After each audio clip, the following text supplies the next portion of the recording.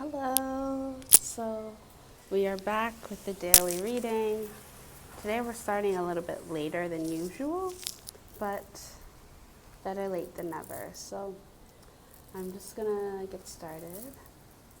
Ancestors, spirit guides, I ask that you come in and guide us through today's message. What's today's lesson? What is today's message?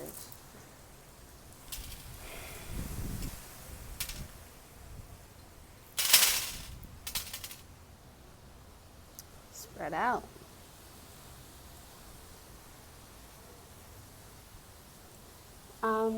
The first thing that came to mind was this idea of transparency and the currents.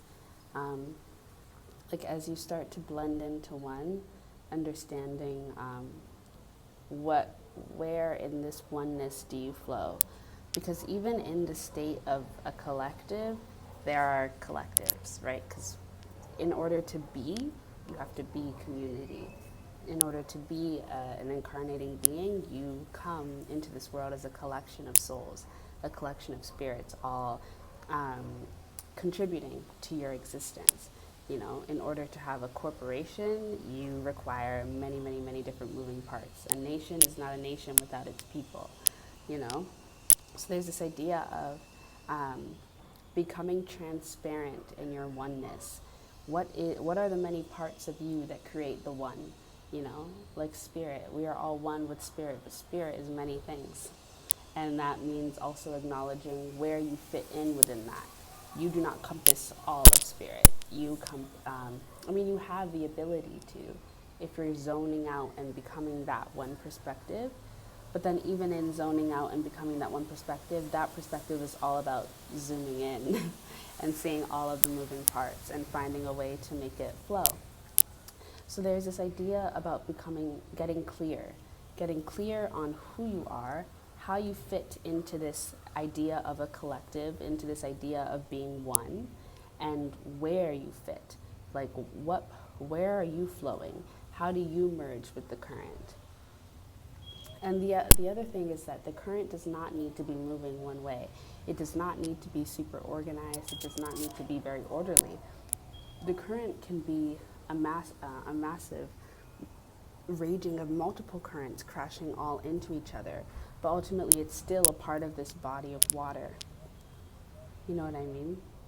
So there's this idea of, becoming clear, transparency, and allowing others to see. Because at this point, if we're also going to admit that we are a part of a collective, that we are a part of this idea of oneness, then we need to allow others to see us.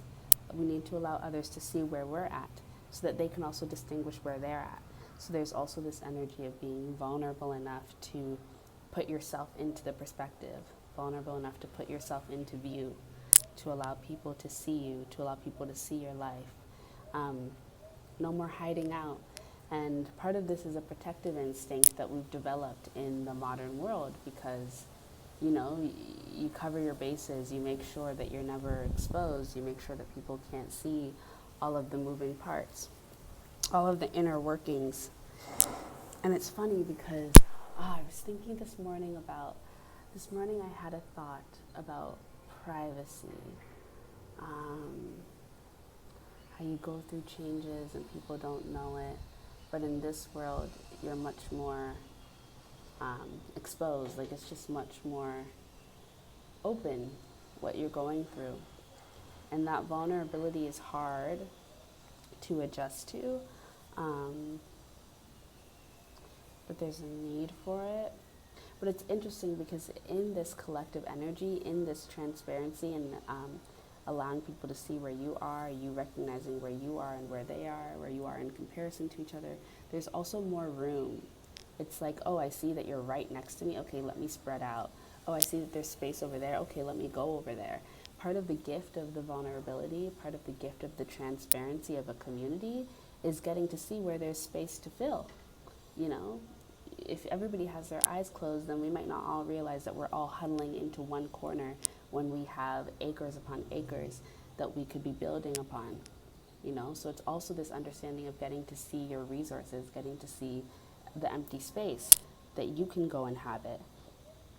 It's this idea of opening up to the expansive energy and the possibilities that are within reach and that are actually grounded into your reality through your ability to put yourself out there and say where you're at in life right now.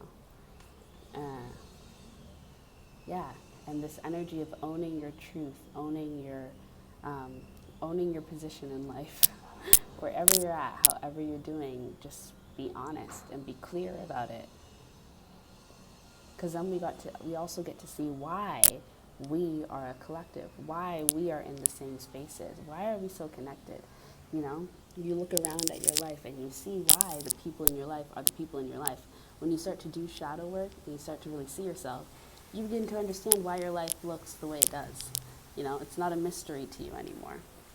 And while that can be disheartening at certain points, it also can be empowering because you get straight to the point. There's not this energy of having to, of always second guessing. It's very clear. And even though it's water, so, when you're looking at water from above the surface, things are a little wonky, things are a little wobbly. It doesn't look the exact same, but you get an idea. And then once you go below the surface, things become a lot more clear. But even this energy of having that higher perspective, it's like the gift of clear water where you have the higher perspective so you can see where things are at without having to dive deep into them, which is helpful because it saves us time. We don't all need to be going below the surface. We don't all need to be digging in and, unpacking all of the layers and all of the realms. If we could all agree to be transparent, then from a higher perspective, or just from a perspective outside of digging into your own energetic worlds, we could see where you're at and then place ourselves in correspondence, and figure out where we're at because of that. It actually leads to more privacy. The more vulnerable you're able to be openly, without force, preferably, then actually the more privacy you end up being able to have because there isn't this obligation to have to dig in and try and figure out what's going on in your life. We can see what you've told us, and we can see where you're at through your transparency, and then we move on. We don't have to focus so heavily on you. That's the gift of transparency, of vulnerability. That's the gift of building trust, trusting that other people will take you for your word, and trusting that you, and other people trusting you, trusting what you say.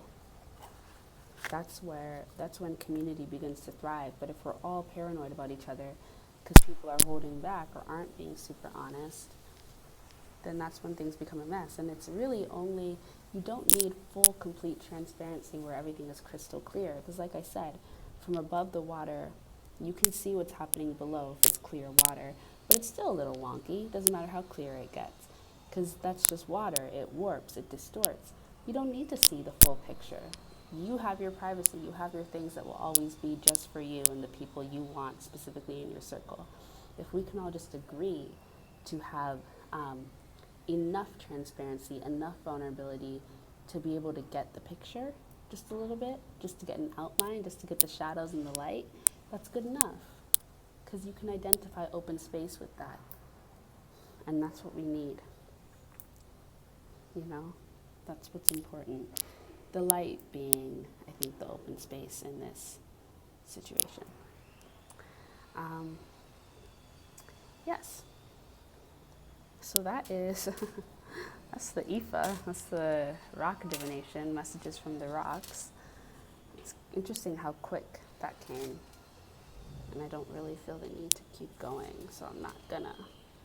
Because I also found that I tend to overextend myself in these readings and just keep going, and I'm tired, so I'm gonna give you guys what I can, and then unless Spirit is like, keep going, I'm not gonna keep going.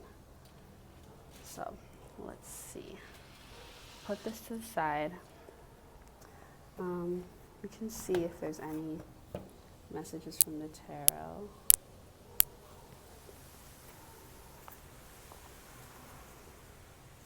that's part of the thing, right? Like, I'm being transparent, I'm being vulnerable, and I'm being open. I'm sharing a gift that I have. I get to decide how much I want to share because I am sharing, because I am being open. I'm not hoarding, you know? So then, because I'm open to you all, open to community, open to collaboration, it doesn't require all of me. I don't have to consistently make hour-long readings, you know? As long as I share what I know and I don't hoard all of my information and my own downloads and my own senses, my own gifts, I contribute to the community, I decide how much. And it's enough because it's the intention behind it. That's what's really important. I have an intention to share an important message for the collective, to connect people, to connect myself, to contribute. You know, I want to be a part, I want to contribute, I want to share my voice, my perspectives in hopes that we build stronger connections amongst each other, in hopes that we can all begin to see where everybody's at, see how aligned we are, see how connected we are. You know, I'm playing my role. And that's good. That's all that they're asking of us. That's all that we're asking of each other, that we just show up in a meaningful way. And if you do that, that doesn't mean you need to show up in the most way, where you offer all of yourself. Just show up meaningfully. You know what that means. And it gives you back your own time and energy the more that you show up, because the more you begin to build healthy boundaries, realize how much you can give and how much you want to give, and not feel like you just need to give everything. Like I said, transparency doesn't mean everything's crystal clear. Even a crystal isn't crystal clear, you know. Justice and the Nine of Swords.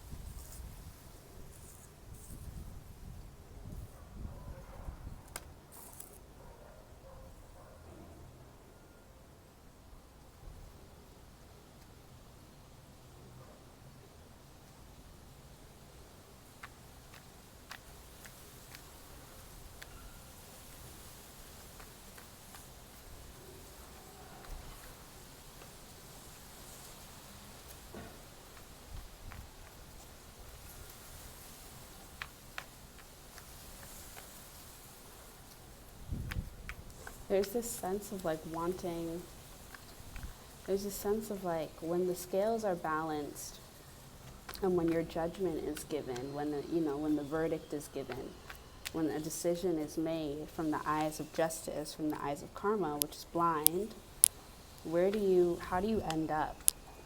And I feel like it's interesting because, like, in one sense, I'm getting that your paranoia and your anxiety and your depression is a signifier of how the scales are balancing out. But in another sense, I'm getting this idea of not overthinking what the judgment will be, what the verdict will be, and not allowing your emotions to overwhelm your logic. That's what I think it is. There's this energy of not allowing your emotions to overwhelm your logic. Okay? What makes sense? If justice is blind, what you feel about yourself, your inner voice, is not necessarily going to reflect the verdict. It's not necessarily going to reflect the outcome, because your inner voice is not the decider of truth. Your inner voice is not karma. Your inner voice is it's an inner voice. It's a part of being a human being. I think it's even a part of being a soul. It's just something that exists, and it can be a bully, and it can be really kind, and it can be really protective, and it can be shameless, and it can be reckless. The inner voice is the inner voice. It is a lot to deal with. But that doesn't really have much to do with justice.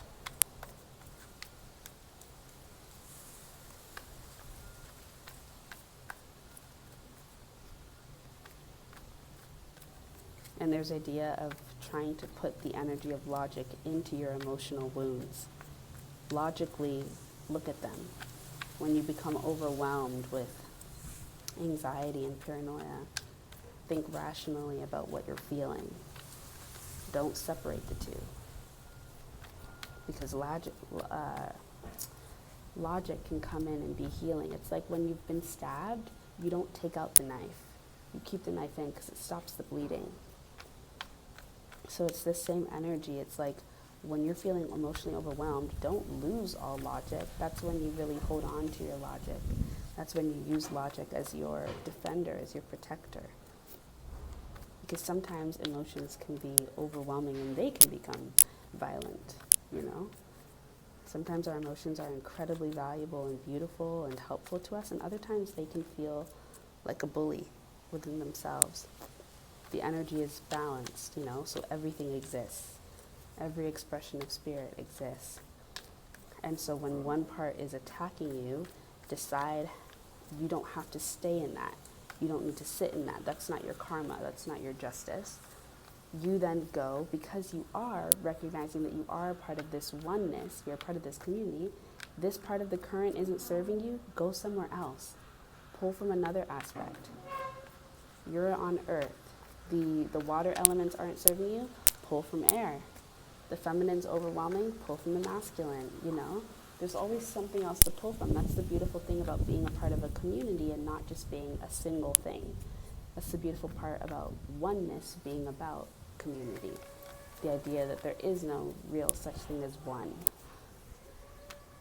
That even one is made out of three.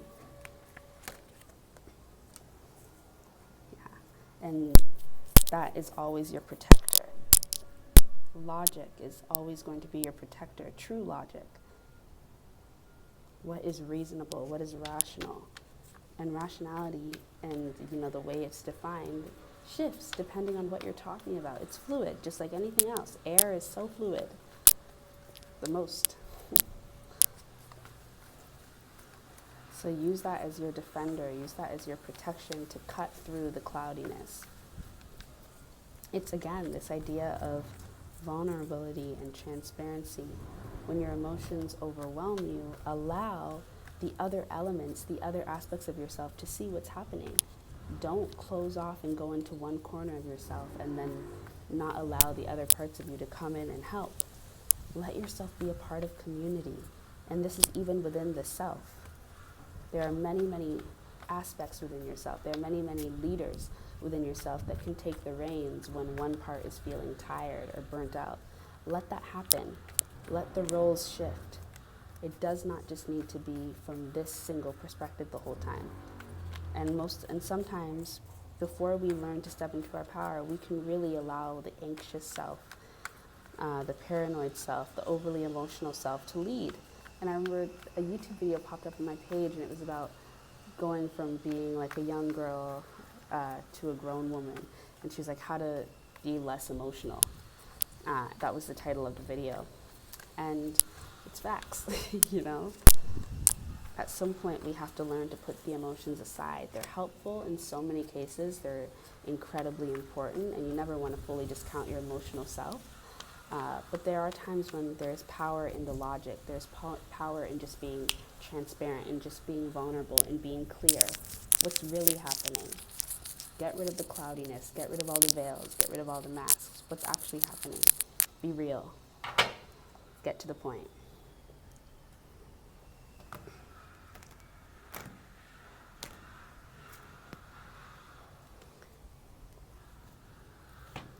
It's why you can't sleep forever. You would never want to dream forever. As much as the dreaming world is beautiful and incredible, you don't want to stay there. There's value in the waking life, or, you know, in the other life when you wake up from sleep or go to sleep, however you want to characterize it. Either way, there's value in not staying in one place forever. There's value in not being young forever. I don't want to go back to being a teenager. And maybe I'll say something different when I'm 30, because I'm 30 and I'm facing specific challenges. But I'm facing challenges now in my early 20s, and I still would not want to go back to being in high school. No thanks. No thanks. Maybe I'll change my mind when I'm 80, but right now, no. I really do appreciate growth. I really, really do. I would like to keep moving forward. I'm not interested in going back and re-experiencing anything. Good with forward movement. And sometimes you just need that clarity. Don't get caught up within the dream of things or the cloudiness of things. Sometimes you have to really ground yourself. What can you feel? What's tangible? What can you see? Sometimes it's not even about what you feel. What can you see? What can you touch? Tap into the other senses.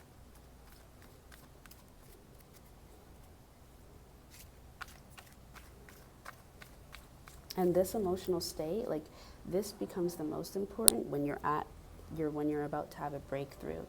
Because before any manifestation comes into fruition, justice has to come, karma has to come, judgment energy has to come forward and be like, okay, does this make sense? Is there room? They have to look at your life, see it transparently, and be like, is there room for this?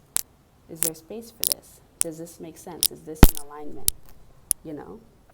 So that energy has to come through. And when that energy is coming through, that's when you might feel the most anxious, because you can probably feel that you're being judged, you're being watched, you're being looked into. But there's this energy of like, what is the anxiety about, you know? You are who you are. You wouldn't have asked for what you asked for if you didn't want it, and if you didn't feel that you deserved it. So now what are these emotions coming in, making you question yourself, making you question your worth? You're just being looked at. You're always being looked at. Now you're about to be handed a gift, and suddenly there's all this anxiety.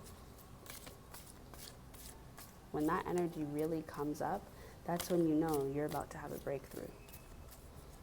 You're about to be at the Ten of Swords, a completion of this cycle, and a new thing is about to come into your life. Because you're feeling like, oh my God, because the old paradigm it's leaving you. It's like, okay, I'm going. It's like yesterday, I was at the beach, and I actually posted a video because I ended up recording my feelings, but I was at the beach, and when I first got there, I was feeling really sad, very depressed, honestly. And I was feeling connected to the ocean and what I felt the earth was feeling. And so then I just decided I couldn't enjoy myself, so I decided to just talk about it. And I made a video, and I was talking about it, and as soon as I stopped talking about it, it began to rain. And I was like, oh my gosh. And it was raining, and I was laughing because it was kind of funny, and I was just like having a good time. I felt lighter. Even though when I ended the video, that first video, I didn't feel much better. But then it started raining, and I did. I literally felt something let go. And then I started recording again, and I felt so much better. And then after that recording, and after I was just done, I felt literally like relief, like something had been lifted off of my shoulders. And it was just this energy of, I did the logical thing. I know that talking about something that I'm feeling, talking about my emotions, helps me let them go. So I decided to talk about them. Even though the emotions themselves didn't feel super rational, I grounded them. That was the rational thing for me to do. That was the logical thing for me to do. Not to sit there and wallow all day at the beach, but to talk about what I'm feeling, make a video about it. I know that I get more comfortable talking when I feel like I'm talking to an audience sometimes. And I like making my videos. So that's what I did. I was productive, and I grounded my experiences. And it was a release, and I had a breakthrough. And I didn't end up having a bad day. And I also got an understanding of my relationship with our planet a little bit better. I did the rational thing. Though somebody else may have been like, that wasn't very rational, that's crazy, you know? For me, it was rational. It's also self-decided. Justice is blind. It's not one size fits all. It's looking at you, your specific situation. So also, this is why comparison isn't really, like, you shouldn't, you know? Because justice isn't comparing you to Jimmy over there and being like, well, Jimmy did this and blah, blah, blah, and this, blah, blah, blah. Justice is looking at you. What do you need? What fits for you? What works for you?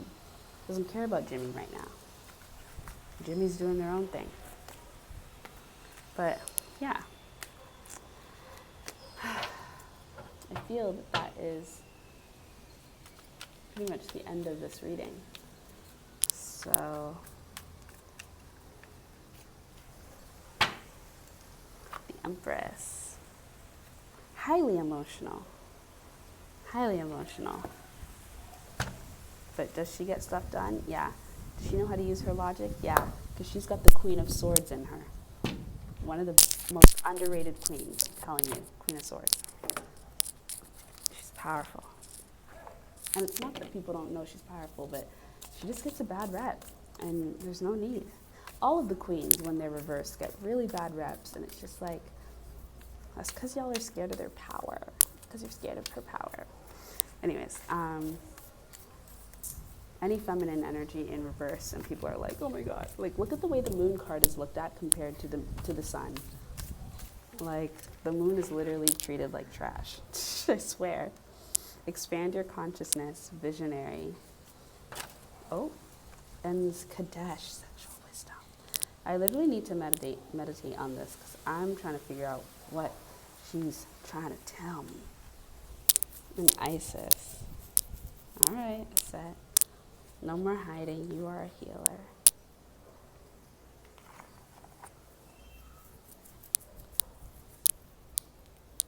Yeah, there's this energy of teaching because you see deep into the soul. Visionary, expand your consciousness, sexual wisdom.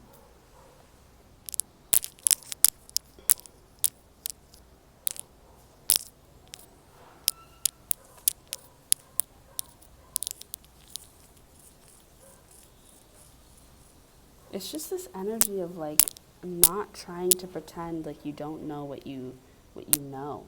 That's what anxiety does. It tries to make you feel like you don't know anything, like you're lost, like you're in the dark, like you're confused. You're not confused. You know. Of course you know. It's all there within you. Anxiety makes us small. And anxiety is not like, all this negative stuff. Anxiety it's a survival instinct, and it's important in many, many ways. But because of the world that we're in right now, it's gotten such a bad rep too, Like you feel anxiety when you're excited too. Excitement can sometimes be a form of anxiety, just, under a different frequency.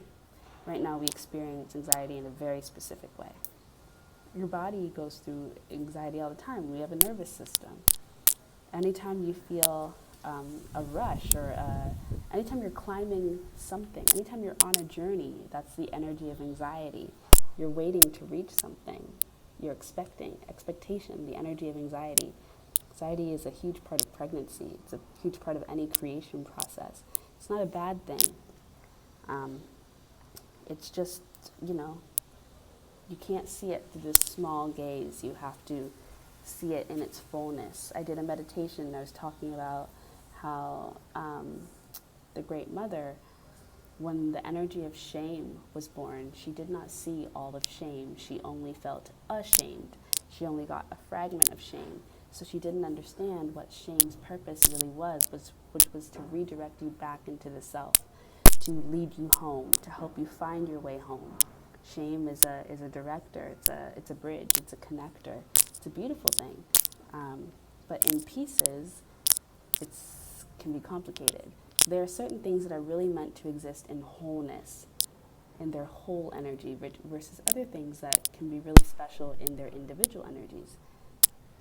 Yet they're all still part of this oneness, but we all play different roles, And there's no need to shame the role. If something feels heavy, if something feels like it doesn't fit, if something feels wrong, it's probably because it's not getting to exist in its best environment. Probably is in the wrong current and it just needs to move to the right place. But understanding where something fits and where it should go,